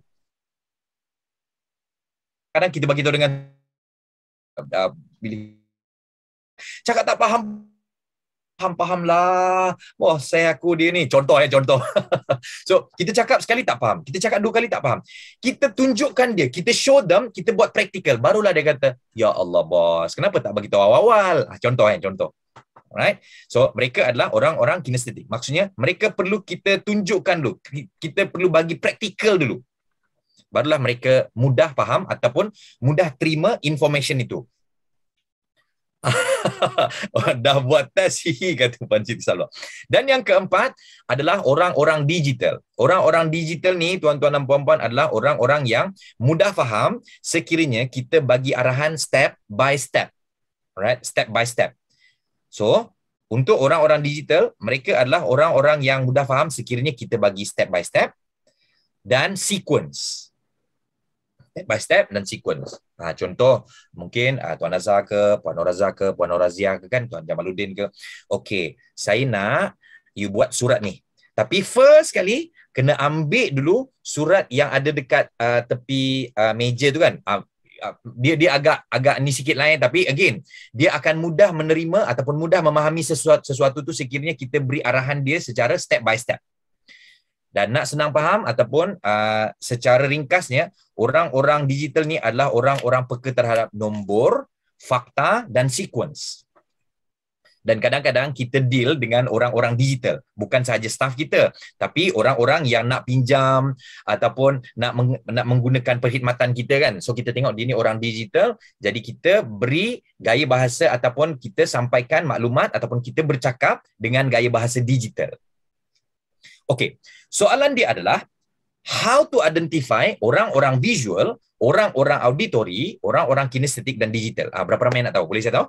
Berapa ramai nak tahu? How to identify. Okay, thank you so much. So tuan-tuan dan puan-puan, bila kita sebut tentang orang-orang visual, auditory, kinestetik dan digital ni, okay, nak senang, saya nak berikan, sebelum saya nak kongsikan dengan tuan-tuan dan puan-puan tentang dia punya cara nak identify, saya nak share dengan anda tentang dia punya case study lah, case study.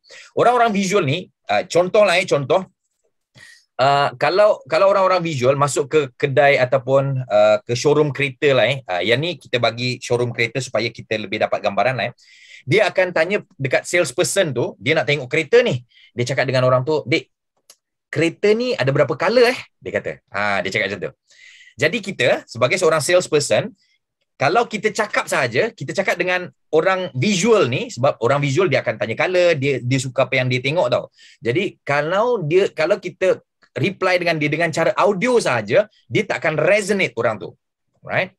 So, apa yang kita perlu buat? Kita perlu tunjukkan video, pamphlet ataupun show them the real car yang ada, okay, cik, sebenarnya kereta ni ada putih, grey dengan hitam. So, jom saya tunjukkan dekat showroom kereta. So, that will resonate them more. Dan akhirnya mudah untuk kita mempengaruhi mereka. So, yang kedua adalah orang-orang auditori. Orang-orang auditori ni, nak senang faham kan, pernah tak ada orang yang tumpang kereta kita, contoh kan, Cik Azhar kan, contoh dia tumpang kereta kan, ataupun tumpang kereta saya lah saya dulu pernah satu kali tu tuan-tuan, saya drive daripada KL ke Perak kan, one of my friend ni dia kata, kau punya kereta ni bising lah, dashboard tu pernah tak? Ada orang macam tu kan, walhal kita okey je, macam aku tak dengar pun, dia pula yang dalam numpang, tak apa-apa entah dia ni kan, contoh. So point saya adalah, dia sangat peka terhadap apa yang dia dengar. Jadi bila kita bercakap dengan orang-orang auditori, kita kena bercakap dengan gaya bahasa dia. So, orang-orang auditori ni, dalam konteks showroom kereta tadi, kita kena dengarkan dia sound system, kita kena start engine supaya bagi tahu dengan dia, tuan, dengar engine ni senyap kan? So, itu adalah bagaimana kita nak convince orang-orang auditori. Kalau macam contoh dalam konteks kita, kita boleh bercakap sahaja dengan mereka secara terus. Ataupun orang-orang auditori ni suka bila kita cerita kisah. They love story. So that is why, untuk makluman tuan-tuan dan puan, saya bercerita juga tadi. Sebabnya cerita bagus untuk orang-orang auditori, audio. So yang ketiga adalah orang-orang kinestetik. Orang-orang kinestetik ni, kalau macam contoh staff kita yang mempunyai kinestetik behavior ataupun kinestetik punya cara mereka memproses maklumat, tuan-tuan, kita kita tunjukkan dan kita minta dia praktis buat benda tu. Right? Macam contoh, kita nak buat tagging buku contohnya. Okey, kita buat dulu dan kemudian kita suruh dia buat dan kita reconfirm. Okey, selepas dia dah reconfirm dan betul, then we let him ataupun her go. InsyaAllah. Dan orang-orang keempat ni, tuan-tuan dan puan, selalunya dia akan tanya pasal spek ataupun pasal numbers lah. So, we give them spek ataupun numbers. Okay, soalan dia adalah how to identify. Okay, tuan-tuan dan puan, yang ni saya nak tuan-tuan dan puan take note, sebabnya kalau kita dapat membeza-bezakan, ini adalah ilmu yang sangat mahal dan orang akan kata, wah, baguslah puan ni, dia tahu apa yang saya nak. Okay, orang-orang visual ni selalu cakapnya laju. Right? Selalunya cakapnya laju. Dan yang kedua, orang-orang visual ni, tuan-tuan dan puan-puan, mereka ni adalah mempunyai active hand gesture. Right? Active hand gesture. Maksudnya bila bercakap kan, terima kasih Tuan Rizal, terima kasih Puan Yusrina, Puan Hajar, Puan Siti Salwa. Hari ni kan kita nak dia active hand gesture. Jadi kalau kita identify, staff kita ni, tim kita ni, dia mempunyai active hand gesture dan dia bercakap dengan laju, itu adalah ciri-ciri orang-orang visual. Jadi macam mana kita nak mempengaruhi mereka? Dengan cara kita menyampaikan sesuatu dengan gambar, support with infografik dan juga video. So that is how kita nak resonate mereka supaya mereka akan terinspirasi ataupun terpengaruh dengan kita. Alright? So ciri-ciri orang visual juga, tuan-tuan dan puan-puan, adalah orang yang Alamak, tak ingat lah. Siapa yang kita jumpa dekat mana dia ingat muka, tak ingat nama. Pernah tak jumpa orang macam tu? Okey, so itu ciri-ciri dia lah, tuan-tuan. Itu ciri-ciri dia. Dan yang keempat, orang-orang visual ni adalah orang-orang yang sentiasa mementingkan kecantikan. Kalau kita tengok pemakaian dia, orang Kelantan kata dia jangok. Jangok ni gapo Jangok ni apa ya, Puan? Can I say macam melawar lah Is it jangok lah jangok. Melaram melaram. Dia jangok. Jangok tu.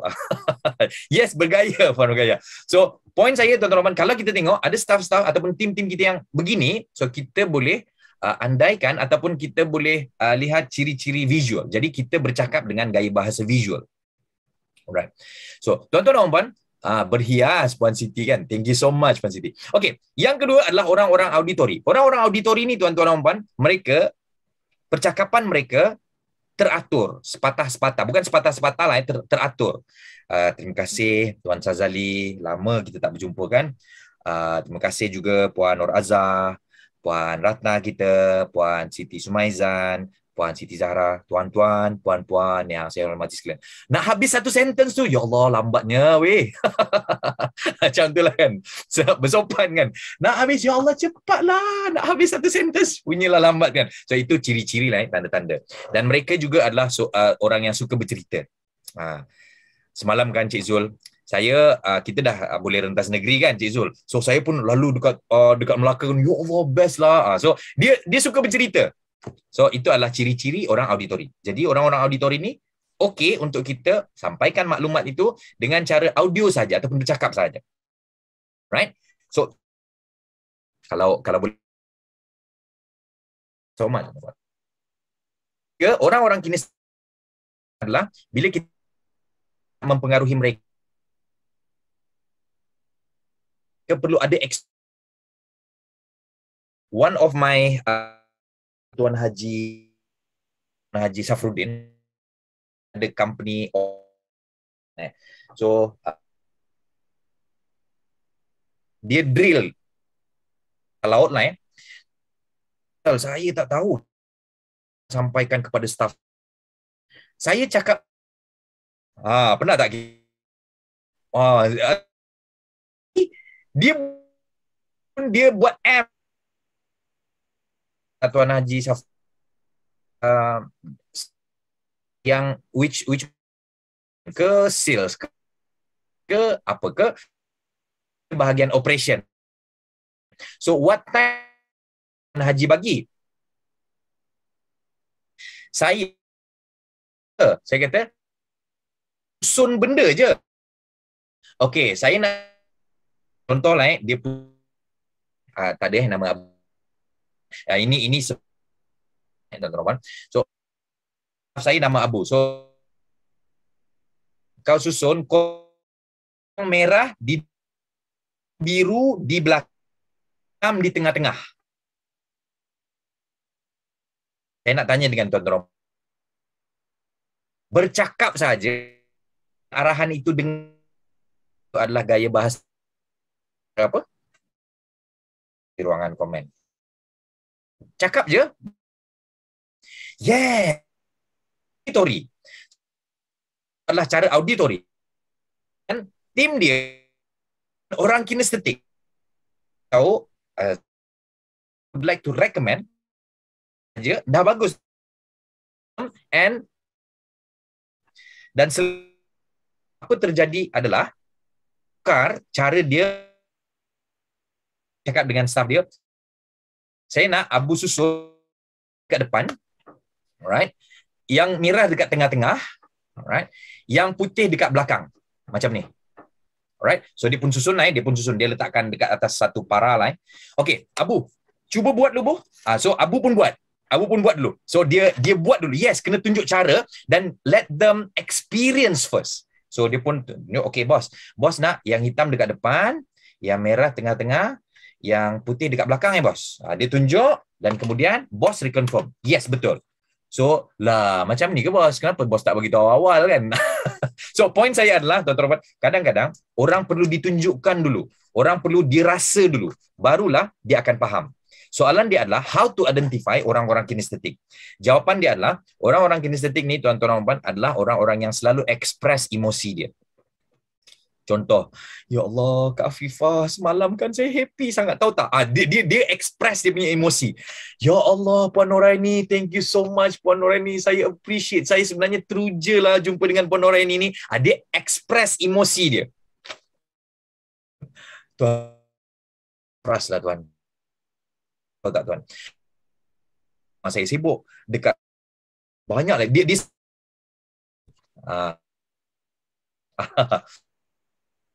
ada Puan Ana. So, contoh, empat kita ni ada punya isu di mana satu yang kita main. Saya punya main.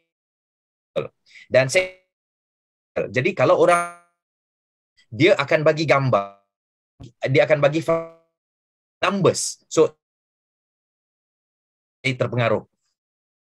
Mana lagi dominan? Boleh?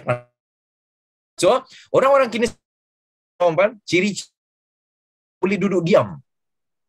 Kita tengok kan dia diam lah lagi. Contoh pun kalau macam contoh dia ciri-ciri macam contoh dulu main-main pet.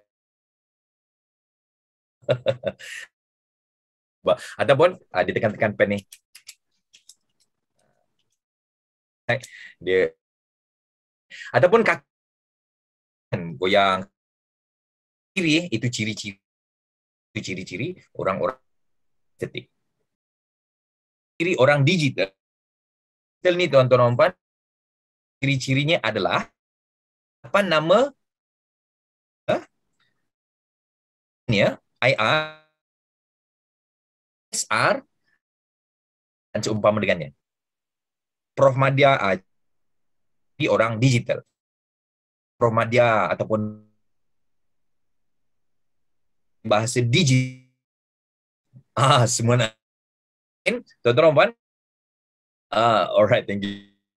Tuan-tuan puan, bila kita sebut tentang digital, ciri-cirinya mereka adalah orang-orang ni di hadapannya ada doktor, ada SR, ada surveyor, ada engineer, ada engineer. Mereka adalah orang-orang yang nak fakta. Jadi kalau macam contoh kita deal dengan bos kita, ketua jabatan kita ataupun daripada fakulti lain, dia ni prof sekian-sekian. So bila kita bercakap dan nak mempengaruhi dia, kita kena bercakap dengan fakta.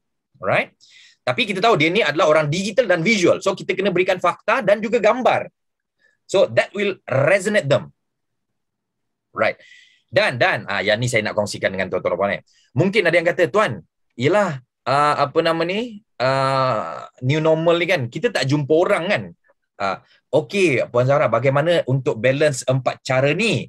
Okey, untuk makluman tuan-tuan dan puan, sebagai seorang ketua, sebagai seorang leader, challenge kita adalah nak pakai cap mana satu di dalam satu-satu masa.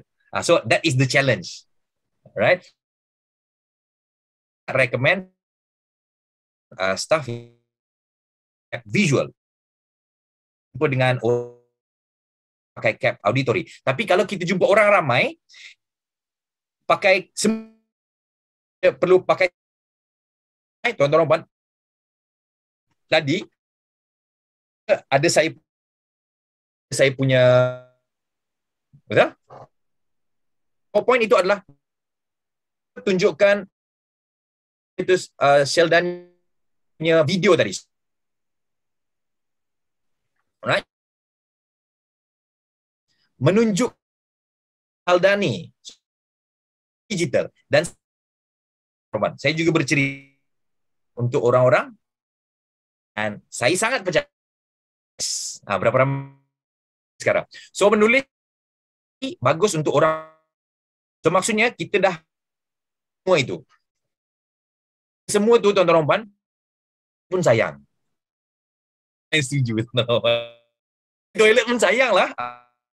Dia bukan sharing ni bukan best sebabnya merangkum. Okey.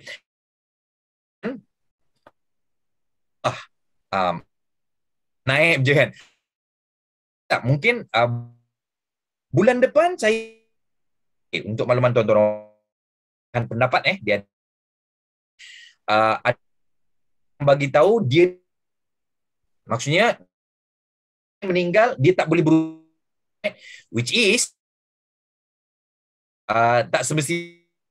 Okay, sekali lagi saya ulang, ada bagi tahu dia kata untuk sensory ni dia tak boleh berubah, maksudnya inborn sampai meninggal. Dia kalau macam contoh visual lah, right? Tapi another guru lagi dia bagi tahu dia boleh berubah-ubah berdasarkan keadaan sekeliling. Contoh, mungkin sebelum ni kita adalah orang yang terlibat dalam penghasilan grafik, buku-buku contohnya. So, dekat situ kita menumpukan visual saja. Dan selepas 3 bulan, kita pula ditugaskan untuk upgrade SOP untuk library kita. So, kita ada tendensi untuk berubah daripada visual ke digital. So, itu pun ada juga. So, kalau tuan-tuan dan puan tanya saya akan kata kita raikan perbezaan, tapi apa yang penting, kita ada 4 cara memproses maklumat. Alright, sama ada tuan-tuan dan puan kita bersetuju untuk dia ni inborn, which is tak boleh berubah, ataupun dia boleh berubah-ubah terpulang dengan tuan-tuan dan puan. Tapi dia sebenarnya kan Encik Zul dia ada dia punya questionnaire, tapi mungkin tak sempat lain kali ni. Okey, tuan-tuan dan puan, ini sedikit sebelum kita nak wrap up dan kita nak buka untuk Q&A session. Mungkin ada yang tanya, dia kata, tuan, kalau macam contoh kita tak nampak dia, kita bercakap auditor. Okey. Identify melalui predicate. Orang dia punya predicate fokus, aktif, tengok dan jeling. Contoh, ya Allah Cik Zul bayangkanlah daripada dulu sampai sekarang saya sebenarnya dah lama sangat tak balik kampung tau. Cik Zul boleh bayangkan tak? Dia selalu bagi tahu bayangkan. Ini dia punya predicate dia. So that is why tuan-tuan dan puan, bila kita sebut sebagai seorang leader ni kan, antara salah satu cara untuk kita nak mengenal pasti kita punya team punya sensory adalah dengan cara banyak mendengar. Banyak mendengar, semakin banyaklah predicates yang kita boleh capture tu.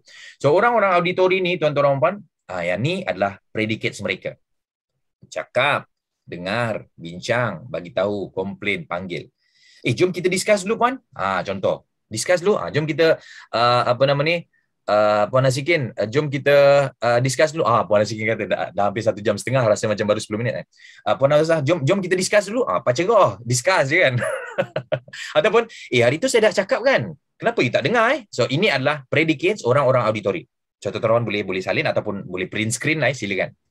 So, again, kalau anda nak kongsikan ilmu ni, silakan. Dihalalkan, silakan. So, yang ketiga, tuan-tuan, orang-orang kinestetik. Orang-orang kinestetik ni adalah predicates mereka. Saya rasa lah kan tak cukup lah Cik Zul. Contoh. Puan Zalia kata, saya sebenarnya excited lah. Contoh. So again, ini adalah predicates orang-orang kinestetik. Mereka selalu cakap ni. Right? Rasa, experience, sentuh, selesa, excited, teruja. Dan last but not least, tuan-tuan dan puan, adalah digital. Digital ni adalah dia punya predicates ataupun perkataan-perkataan yang selalu mereka cakapkan, rungkaikan ataupun selalu mereka sebut. Saya fikir kan, can you please describe in details ataupun proses dia, apa rational dia, apa logik dia, ataupun ini antara predicates yang orang-orang digital selalu cakap. Alright? So, tuan-tuan dan puan, saya nak tanya dengan tuan-tuan dan puan, berapa ramai yang belajar sesuatu so far? Boleh saya tahu? Berapa ramai yang belajar sesuatu? Wow, Alhamdulillah. Thank you so much. Kita bagi satu tepukan murah pada tuan-tuan dan puan, Masya Allah. So, again, ini adalah step yang ketiga dalam mempengaruhi orang, dan step ini adalah masuk di dalam step adjust ataupun adapt. Walau bagaimanapun, kita baru belajar satu saja, which is belajar banyak. Terima kasih, Puan. Terima kasih. So, ini adalah sensory saja. Tapi, tuan-tuan dan puan, walaupun sensory, dia sangat powerful, tuan-tuan dan puan. Dan bila kita tahu orang ni jenis apa, dan kita perlu bercakap dengan gaya bahasa mereka. Nak senang faham tuan-tuan dan puan, ini analogi dia. Bayangkan kita adalah seorang juri untuk satu pertandingan. Pertandingan tu adalah pertandingan menyeberang sungai. Dan pertandingan menyeberang sungai itu adalah dihadiri ataupun di-join by 4 kategori binatang. Yang pertama ikan, yang kedua ayam, yang ketiga monyet, yang keempat arnab. So, siapa yang agak-agak dapat menang pertandingan tu? Of course ikan. That is why unfair untuk kita judge Arnab tak perform. Tengok ikan perform je, kau takkan tak boleh kan. Tapi kalau Arnab berada di padang, of course dia menang. So point saya adalah bila kita faham kategori-kategori ataupun cara-cara memproses maklumat individu, tim kita ataupun staff kita, insya-Allah kita boleh bercakap mengikut gaya bahasa mereka memproses maklumat dan akhirnya insya-Allah kita akan dapat mempengaruhi dan juga mengubah mindset mereka.